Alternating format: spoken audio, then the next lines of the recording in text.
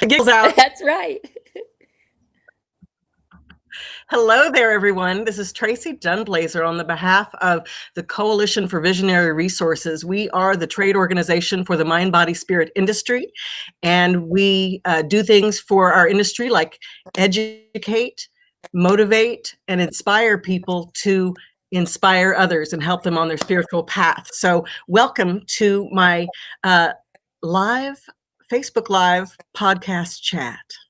Today, I've got a very exciting guest. We'll be speaking with Melissea Lucia.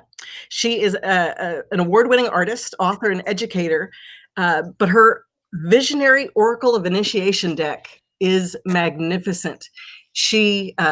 This deck is like no other deck out there. It captures the spirit of a ceremonial moment, as if stepping into a dream and opening you to the worlds of myth, magic, and allegory.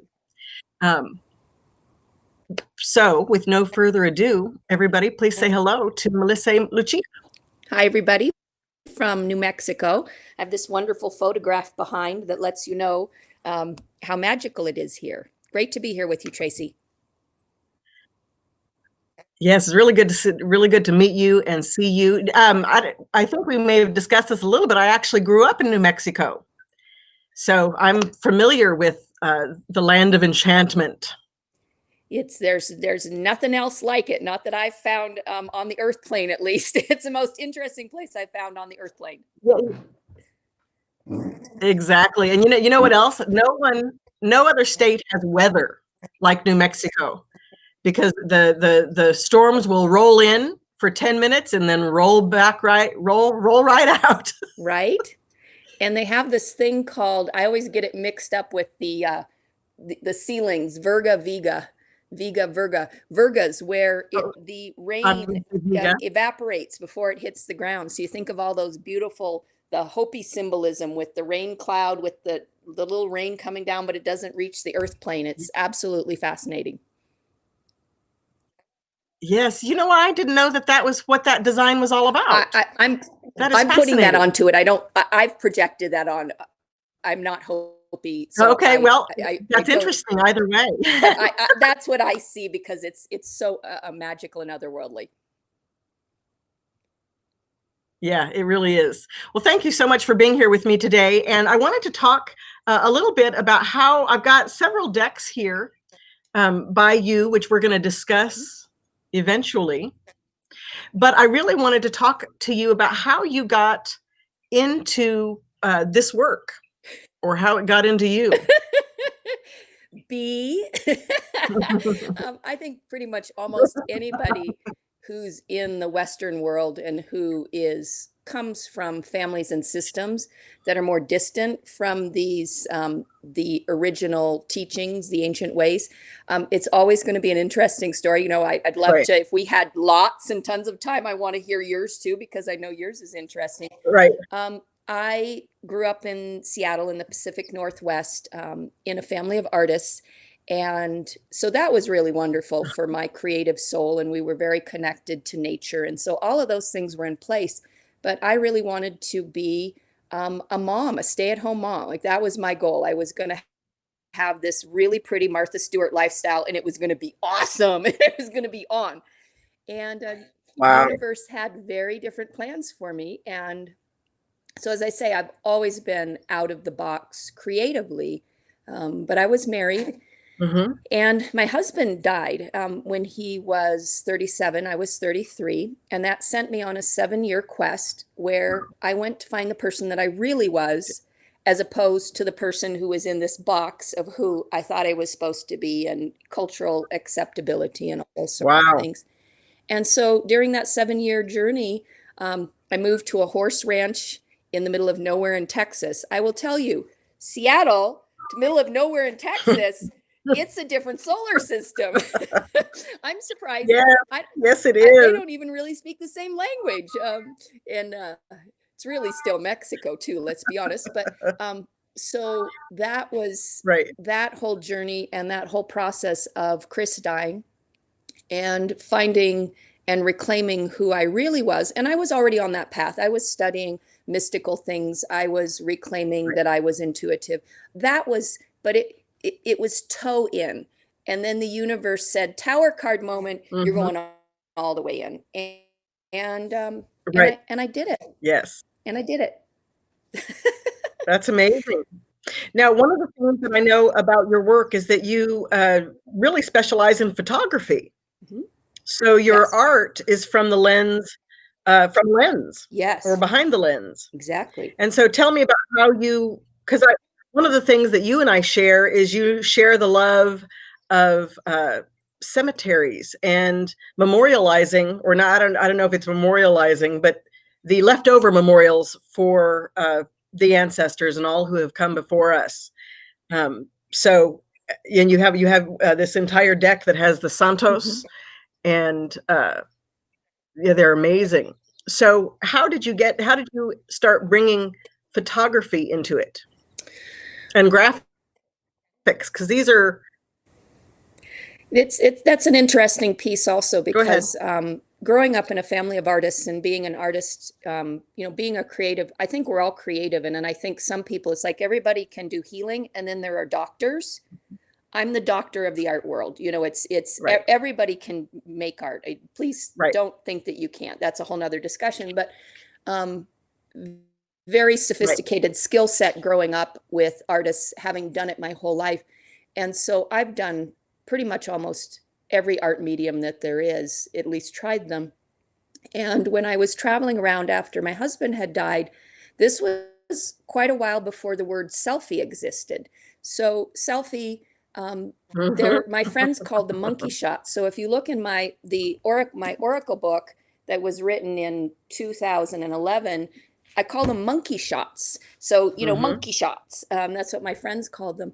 And so when I was traveling after Chris died and falling in love with horses and that whole incredible journey that happened moving to Texas, um, there I started Mhm. taking these monkey shots like I'm on a horse, mom, in Montana. So, I'd send these pictures to my mom and my family. Right.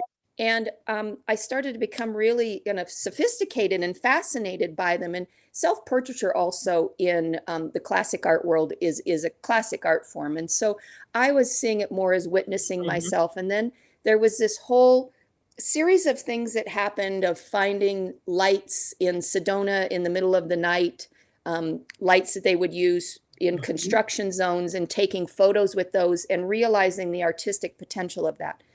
And, and then when I Yeah. moved, there were a couple of things that happened with photography, but when I moved to New Mexico, my artwork comes through epiphanies. It literally just like lightning hits me and I get this idea that was not Right. consciously in my sphere before and then I decide if I'm going to do it. I go, "Oh, Right. is that intriguing?" And so I had been taking these photos. I'm a hip hop and graffiti fanatic, have been since my t-shirt since Mhm. I was a teenager. And so I'd found some graffiti in New Mexico down in tunnels and it was vibrating because having the mystical skills that I have, I read the Mhm. energy of things. So it was vibrating and I had been sitting with how could I weave together this, 30-year love of hip hop and graffiti and street art with the work that I do in a way that's really in integrity, that's not some sort of slapped over the top cultural appropriation thing. Mhm. And so I was driving along. Right. I'd found this graffiti. This was in '07. And I got this epiphany to take those. I had done Mhm. a whole series of about 25,000 photos nude around the world doing the monkey shots. And I'd really been trained Right. to feel safe and to feel it was a witnessing of myself as a female as I was aging because I'm aging as a Mhm. female and I feel like females still have a lot of things our looks being our value. So I was witnessing what my power was Right. without somebody else's lens, the male gaze. And so I was driving along and I'd already Right. done these 25,000, but these were nude with the land and then I saw myself painted Right. totally out of left field, didn't see that Mhm. one coming. And Mhm. so when that Right. epiphany happened, within about a week's time, I went to a theater store, I bought theater paint, and I went down into these graffiti tunnels in in Santa Fe, outside of Santa Fe, that were speaking to me. And then it was on. And so that there's about Mhm. 45,000 images in that series. And there's no photoshopping. I mean, when Wow. people, so you see this picture, folks, this is down in a graffiti tunnel. I'm holding my hand out in selfie manner, but not in self-possession. I call it becoming other. But there's no photoshopping to this. They Right. let me take pictures between the worlds. Wow. So that was how that whole That's photography amazing. eased in. That's amazing. So, can you do a little reading if I choose a card? Can you do a little reading with one of your decks to kind of give us an idea of how they work? Sure. Sure. So we've got this virus that's spreading. I was actually had a planned a trip. I've wanted to go to Cuba for 30 years. I was going to go to Cuba in 2 weeks, and I decided to postpone Right. Cuba because you can't get stuck in Cuba because we can't use credit cards. So you got the money you got when you go into Cuba. Yes. Government's listening on Facebook, dudes. I'm going to Cuba at some point, but we're not supposed to be there. Okay, so I'm going to pull 2 cards, Right. and I'm going to ask about what we're supposed to understand for the collective about what this coronavirus means Okay. for us. So we've got, it's so funny. Okay. I feel like I'm off center with my camera, but okay, so we've got 2 cards. So we've got Examine, and which is 13, and then 7 Awakening. So this card, there's ancient cross-cultural guardians who are written up in the book that goes with the deck. So this one is Thoth. So Thoth is one of the ancient Egyptian scribes, also really known for sacred geometry. This card, 7 Awakening, and I'll tell you what I think of with reversals in my Oracle deck too. God, I feel so backwards here. This is hilarious. Okay. This is Kali. This is Kali Ma. This is the East Indian destroyer and liberator. So for the Examine card and Thoth, I'm getting the sense, thank you, I'm getting the sense that with this changing template that we have, that the whole template of our existence, both very esoterically and also extremely practically, our economic systems are broken. They keep pretending that they're not, and oh, we're going to fix them.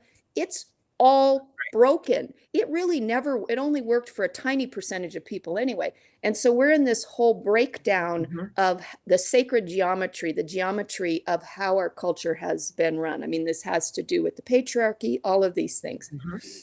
And so my sense is that if we can look at this as being like a puzzle that's trying to find new connections, that sacred geometry, that there are new templates and systems that are wanting to connect together, and to not get caught up in this terror dome that they're making out on the media, that the media loves to have the frenzy.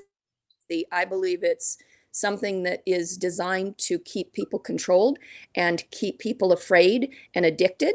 And it's, the buy the more shit or we're all effed sort of a thing.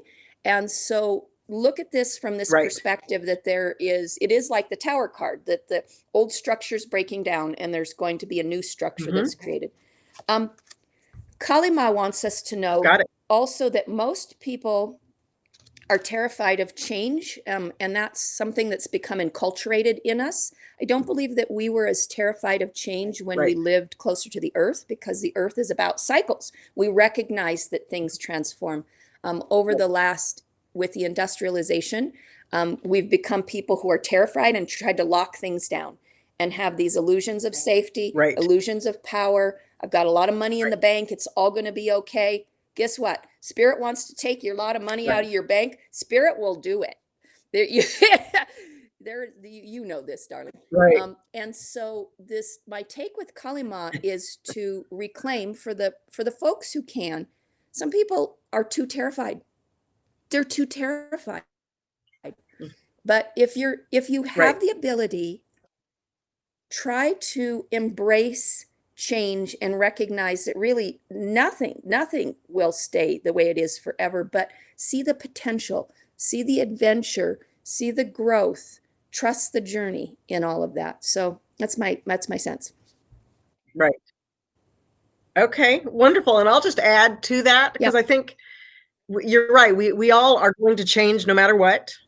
And so the more it terrifies you, start small. Start Mhm. with a small change, one by one by one, and next thing you know, you'll have one big, huge change, which will make you see life differently. Yeah. So this has been amazing.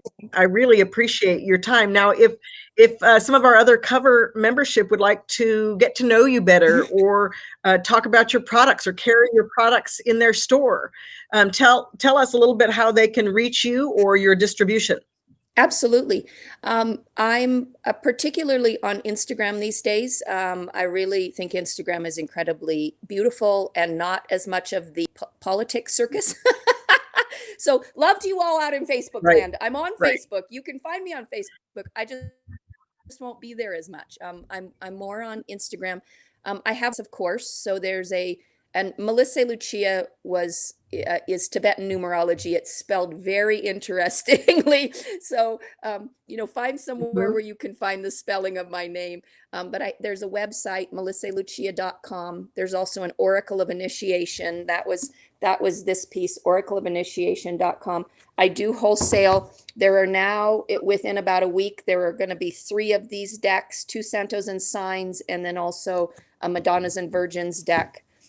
Those decks are about Wonderful. reclaiming a sacred connection to the ancestors and to the sacred in a way that is not polluted by organized religion. Yes. Wonderful. So everybody, that would be www.mellissae Lucia, which is Lucia.com.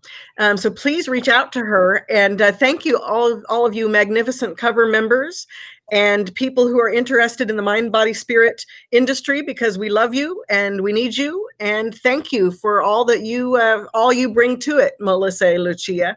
Thank Thank you. you too, Tracee. Lovely to meet you. You as well.